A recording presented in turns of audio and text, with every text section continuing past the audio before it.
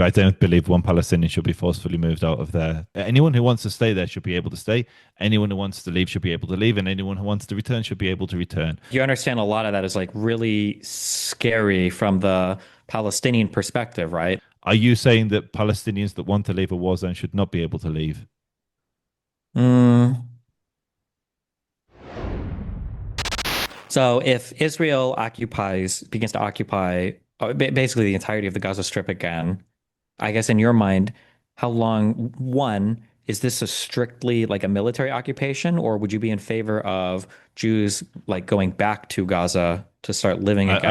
I would see it as a belligerent occupation. Me personally, I'm speaking for myself. Hmm. I would say it as a belligerent occupation. Israel would take responsibility over the welfare of the Gazans, at least while they are the occupying power. But as Netanyahu has been explicitly clear time and time again, this is not a permanent move. This would be temporary.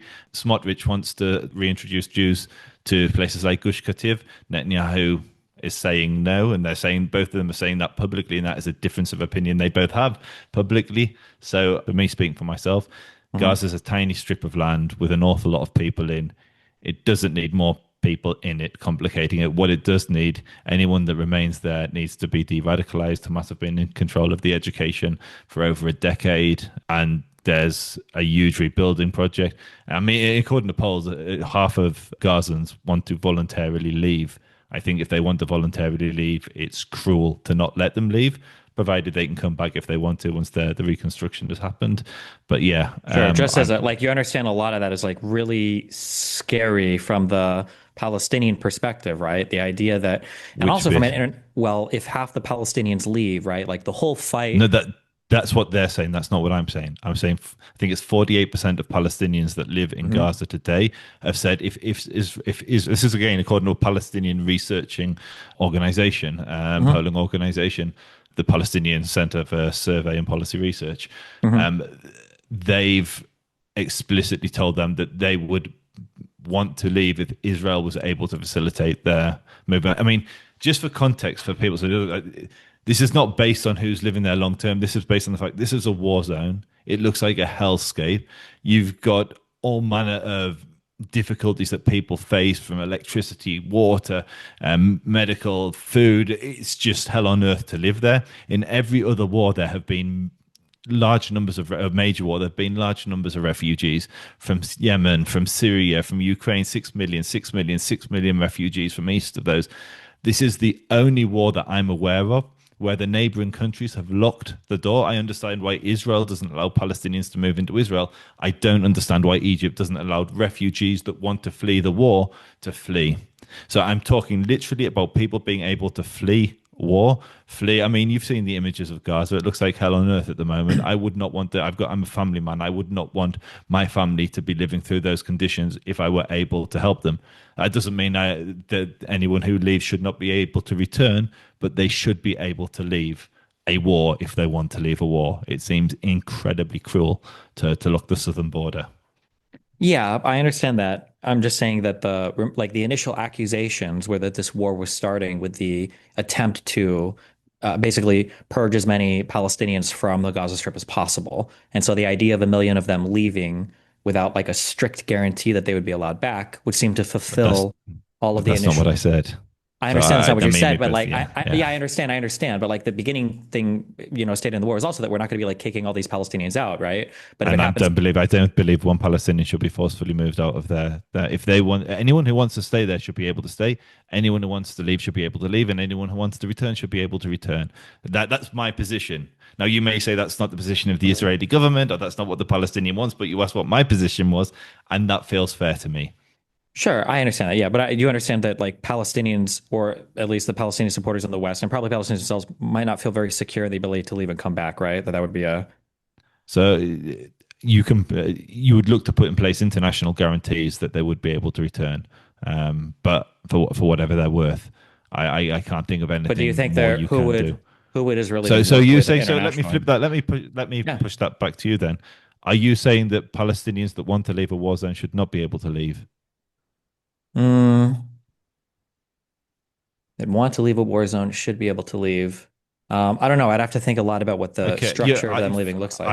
I've seen a few of your debates. I know that you've got at least one child. I don't know how. I don't want you to expose all of it. But if you've got a child, would you want your child to live through those conditions?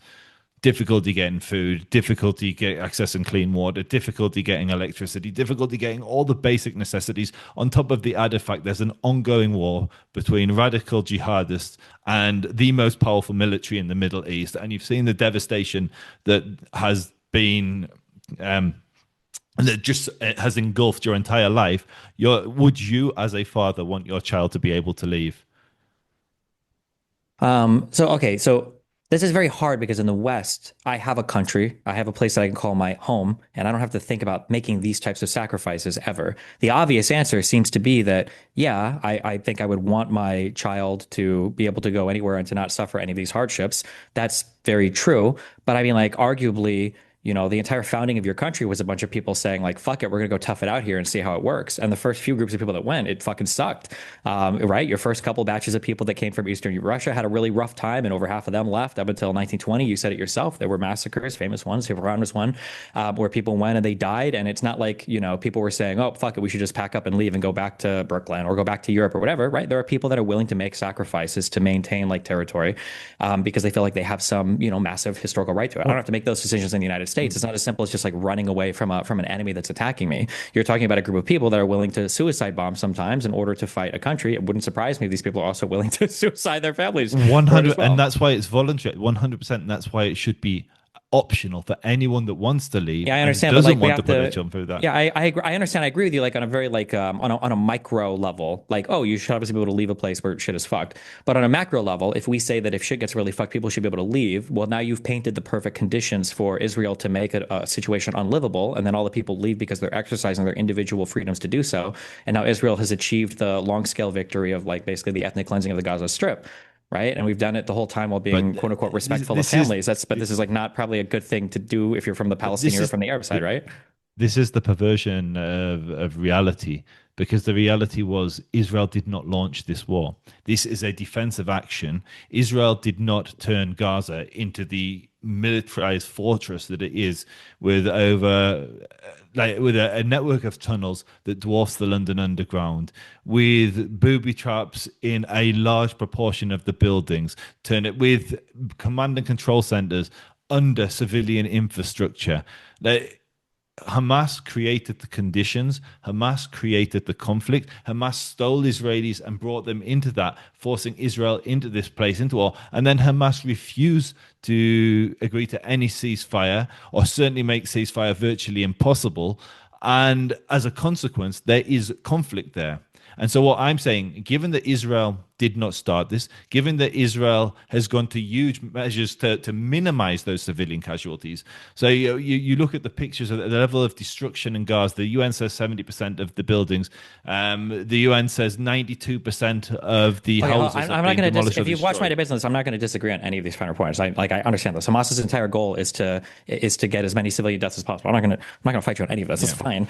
But I mean, like this is a virtue signal. Like at the macro, at the end of the day, if it ends up that Gaza is captured by Israel, and there's such a demographic majority that Israel can just incorporate Gaza formally into the country of Israel, and they give all the votes there to the remaining Palestinians because now they've got the demographic majority to do so. On a macro level, none of these micro arguments matter, and it just makes Israel look horrible to the rest of the world. Sometimes I feel like you guys get so caught up in making these like micro justifications for things that you forget how the rest of the world views you. And I think I mean, like in the short term, I think that's an okay strategy, but a million people exodusing from the Gaza Strip to go, what, live in the Sinai or live in Egypt or go to other Arab states, like, and then Israel is probably going to reassert some kind of formal control over the Gaza Strip. That'd be my guess if there was So, really I a million mean, people left. But Israel has been explicit from day. So, I can only go on what Netanyahu's saying. Mhm. I can't. If there's some dark, sinister plan that's not being shared with the general public, fine. I'm not privy to that. But his public sentiment is what I'm agreeing with. His public sentiment is Gaza will be rebuilt. Israel will not permanently occupy the Gaza Strip. This is a temporary measure to remove Hamas, to stabilize the region. There's going to be a civilian administration. This is all of what he's saying. This is what I'm endorsing. If there's some sinister plot, I don't know I'm about. not talking. We're That's not not what talking. I'm We backing. don't need a sinister plot, Similarly, right? similarly, if European nations and Western nations don't like the look of it, I don't care. Like I'm done bending the knee to Jews are done bending the knee to Europeans. This is the perversity of what's happening. We're being accused of genocide when we're doing more than almost any other military, probably any military in the history of military campaigns, to minimize civilian casualties in one of the most complex battle arenas you could imagine, hugely populated, millions of people living in a tiny confined area with a militia or a terrorist force, or however you want to describe Hamas, that want to maximize casualties on both sides. And in that context, Israel has done everything it can to minimize civilian casualties. Yet we're being accused of genocide by the West in some perverse twist of reality when 6 million of our people were killed by Europeans. It's almost like they're trying to atone or cleanse for the sins of their ancestors by projecting that onto us.